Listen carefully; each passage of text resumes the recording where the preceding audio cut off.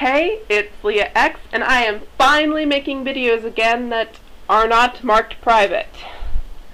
Yeah, I've kind of lost interest as of late, but I really don't want to close up shop when I have good friends here that don't want to see me go. But anyways, I'm back with a review of Holly Jolly Secrets, which was the two-part Christmas special of Pendleton Ward's Adventure Time, which is a show that has really grown on me over the years.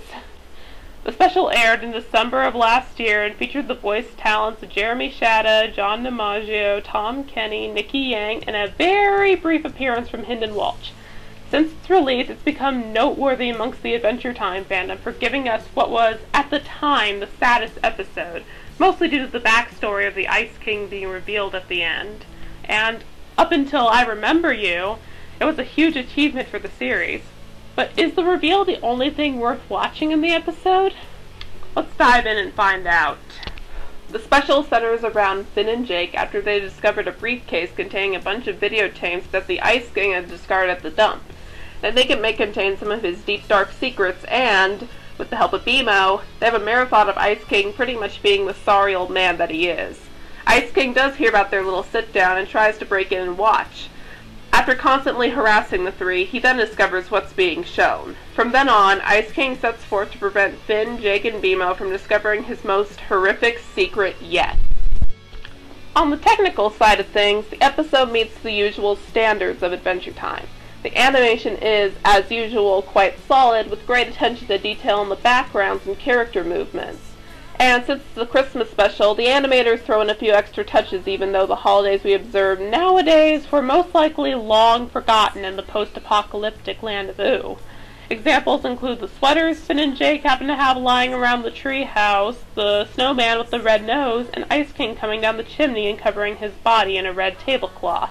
It's also nice to see cameos from all the major characters from the show at the end.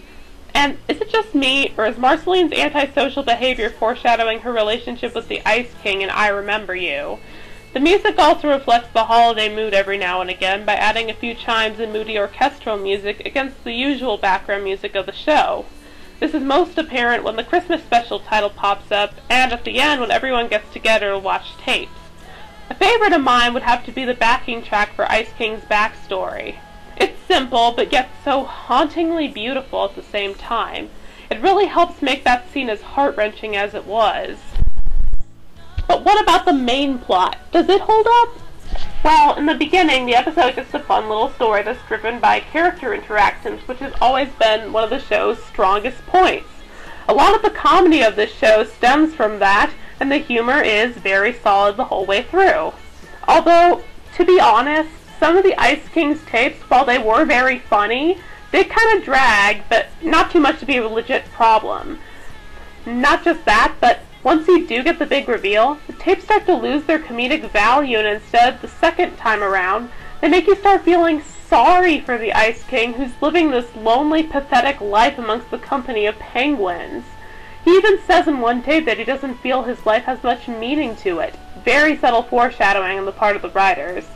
I'd say, after watching it again, most of the comedy of this episode comes from Finn, Jake, and BMO's interactions, and the bit involving Ice King breaking into the treehouse with the snowman. My favorite being this scene.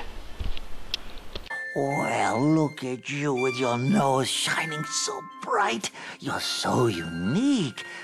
I'll name you Red Nose and make you leader of the pack. Well, now you look boring. If you want something done right, you have to do it yourself. However, my laughing immediately stopped when the infamous Simon Petrikov tape came on. The premise is very simple, and it borrows a lot of elements from the story of Mr. Freeze and of Smeagol or Gollum, but it's so well done that it really packs an emotional punch.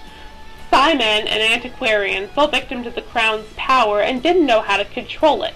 So, from the day he put it on, he pushed away those he loved and was destined to become the lonely man he is today. They even tell us why Ice King's always kidnapping princesses. And then maybe, Betty, my princess, maybe you will love me again. Please love me again, Betty. And, honestly, I would be lying if I said this didn't make me at least tear up, especially at the end when Finn and Jake have a fleeting moment of sympathy for the biggest weirdo and ooh, as Shelby puts it. They really developed Ice King into a rather complex and tragic character. I mean, before he had his moments like in Mortal Recoil, but he was still just a rather peculiar villain that's always getting in the way of Finn's princess action. You know, maybe there's a reason Jake didn't hook up with any princesses. But through him, I'm beginning to find where the true heart of the show lies. We really get to know these characters and wind up rooting for them no matter what. That's what makes emotional, character-driven episodes like this stand out as gems in the series. You don't expect them to happen, but when they do, they really get to you. So in the end, on the first viewing, you find some entertainment in the character interactions and are completely dumbfounded and surprisingly moved by the ending. But after I watched it a second time, I found myself even more engrossed because now you know what all those humiliating Ice King moments resulted from. It's a fascinating character piece that set a standard for similar episodes to come. It definitely is one of the best of the series, by far, and I cried my eyes out both times I watched it. So that was my review. If you like this and want me to review anything else, please subscribe, comment, and let me know. Happy holidays to all, and to all a good day.